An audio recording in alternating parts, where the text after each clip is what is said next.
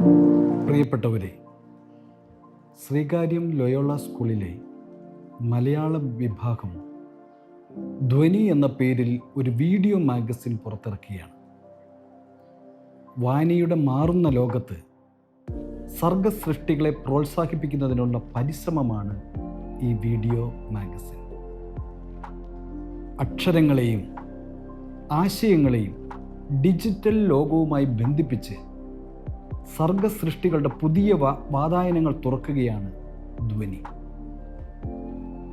വായനയിലൂടെ നാം രൂപപ്പെടുത്തുന്ന സൃഷ്ടിപരമായ ചിന്തകൾ വ്യത്യസ്തമായ രീതിയിൽ അവതരിപ്പിക്കുവാൻ നമ്മുടെ ഈ പുതിയ കാൽവെയ്പ്പ് ശക്തി പകരും എന്ന് എനിക്കുറപ്പാണ്.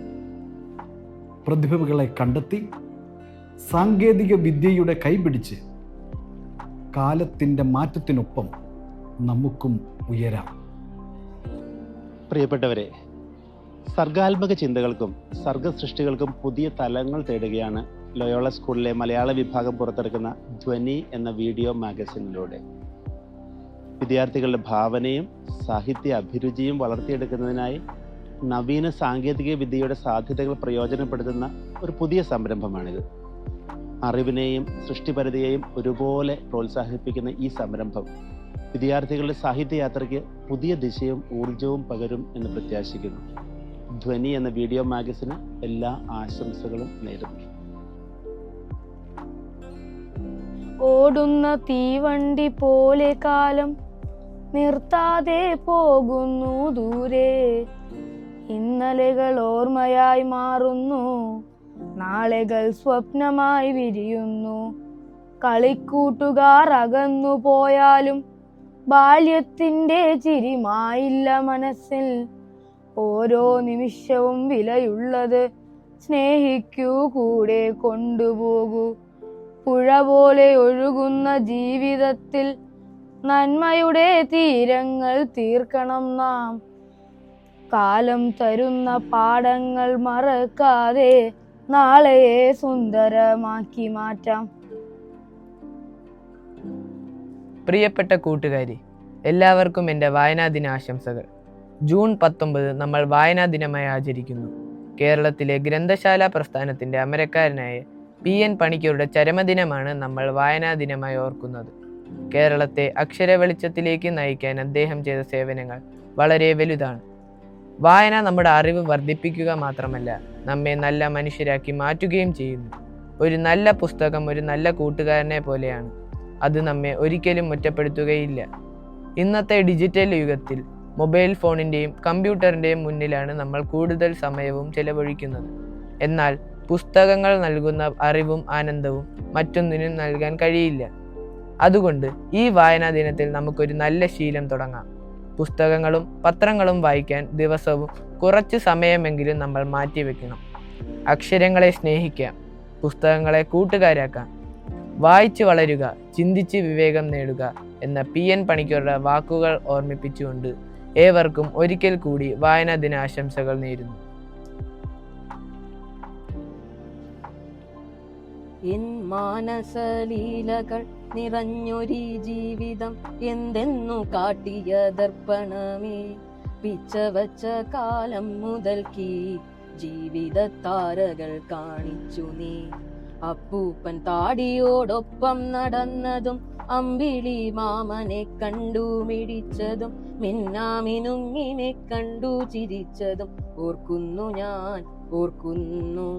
അരുണൻ മാഞ്ഞതും മുകിലിങ്ങു വന്നതും ഒറ്റയോട്ടത്തിൽ ഞാൻ മുറ്റത്തെത്തിയതും മുത്തശ്ശി എന്നെ ശകാരിച്ചതും ഓർക്കുന്നു ഞാൻ, ഓർക്കുന്നു.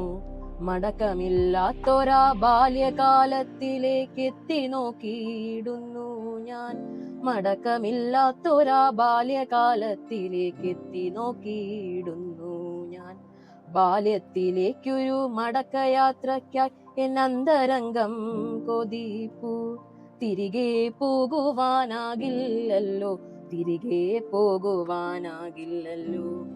കിനാക്കൾ നിറഞ്ഞൊരാ നാളുകൾ കാട്ടിയൻ ഓർമ്മകൾ നീ ഉണർത്തുന്നു.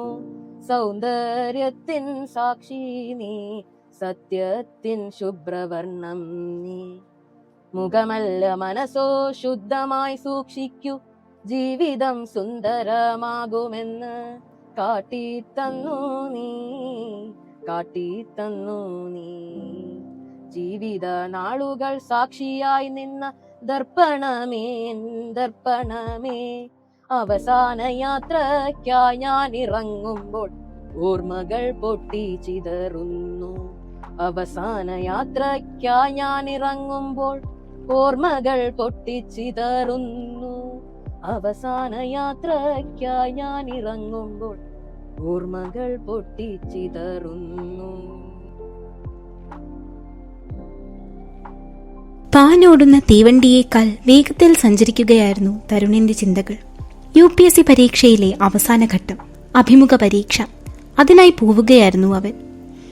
യാത്ര ഉടനീളം അവന്റെ അമ്മയുടെ ക്ഷയിച്ച പുഞ്ചിരി അവന്റെ മനസ്സിൽ നിറഞ്ഞു നിന്നു. രോഗക്കിടക്കയിലും തന്റെ മകന്റെ വിജയത്തിനായി കാത്തുനിൽക്കുന്ന ആ മാതാവിന്റെ രൂപം അവന്റെ കണ്ണുകൾ നിറച്ചു.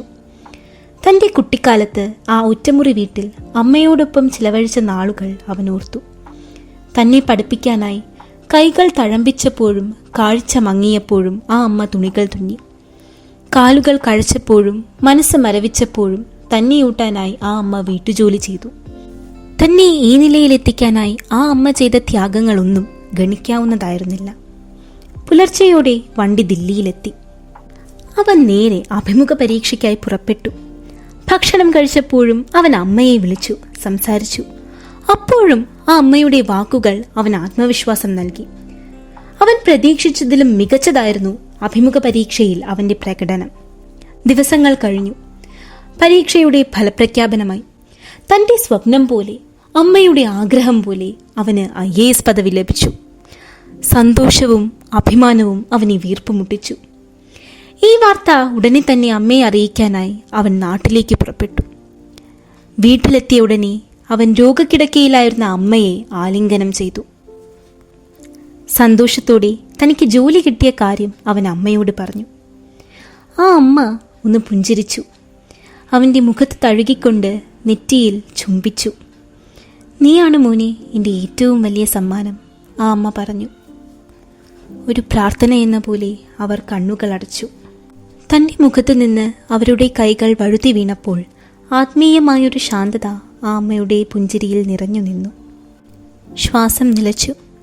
അവസാനമായി ഒരിക്കലും മായാത്ത ഒരു വാത്സല്യം അവൻ അമ്മയുടെ നിശ്ചല മുഖത്ത് കണ്ടു.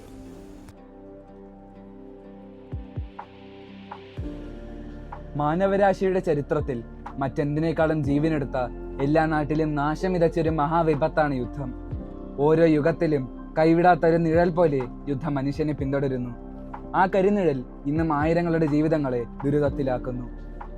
ലോക ഭൂപടം പരിശോധിച്ചാൽ ഇന്നും ചെറുതും വലുതുമായ അനേകം യുദ്ധങ്ങൾ നടക്കുന്നത് കാണാം. നിരപരാധികളുടെ കണ്ണീർ മാത്രമാണ് യുദ്ധം അവശേഷിപ്പിക്കുന്നത്. ചെങ്കിസ് ഖാന്റെ അധിനിവേശവും ഹിറ്റ്ലറുടെ ജൂത വംശഹത്യയും തുടങ്ങി ഇന്നുവരെയുള്ള എല്ലാ യുദ്ധങ്ങളിലും ജീവൻ നഷ്ടപ്പെട്ടത് സാധാരണക്കാരായ ജനങ്ങൾക്കാണ്. അവിടെ ബാക്കിയാകുന്നത് ജീവിച്ചിരിക്കുന്നവരുടെ നൊമ്പരങ്ങൾ മാത്രമാണ്. ആയിരങ്ങളുടെ ജീവനെടുക്കുന്നതിലുപരി രാജ്യങ്ങളുടെയും അവിടുത്തെ ജനങ്ങളുടെയും ഭാവി യുദ്ധത്താൽ തകർക്കപ്പെടുന്നു. യുദ്ധത്തിൽ പ്രത്യക്ഷത്തിൽ പങ്കെടുക്കുന്ന രാജ്യങ്ങളിലുപരി മറ്റു രാജ്യങ്ങളെയും സാമ്പത്തിക പ്രതിസന്ധിയിലേക്ക് തള്ളിവിടുന്നു.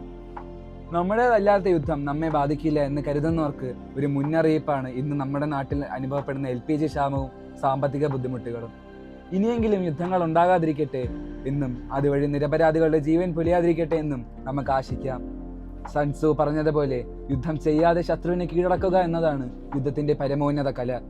നന്ദി.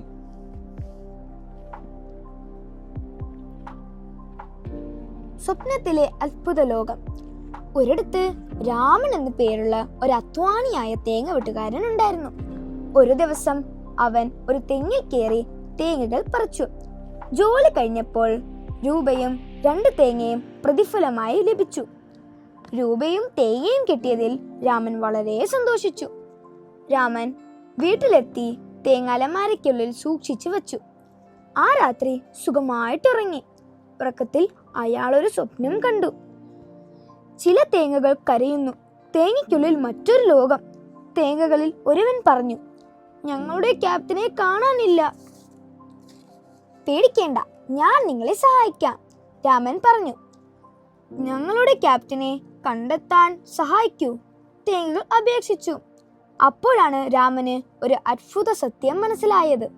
താൻ അലമാരയിൽ വെച്ച തേങ്ങ സാധാരണ തേങ്ങയല്ല. അതിൻ്റെ ഉള്ളിൽ മറ്റൊരു ലോകമുണ്ടായിരുന്നു, ഒരു പുതിയ അത്ഭുത ലോകം. അപ്പോഴേക്കും രാമൻ ഞെട്ടിയുണർന്നു. അതൊരു സ്വപ്നമായിരുന്നു, അല്ലെങ്കിൽ തേങ്ങയ്ക്കുള്ളിലെ ലോകം യഥാർത്ഥമാണോ? രാമൻ സംഭവിച്ചതെന്തെന്ന് മനസ്സിലാകാതെ ഇരുന്നു.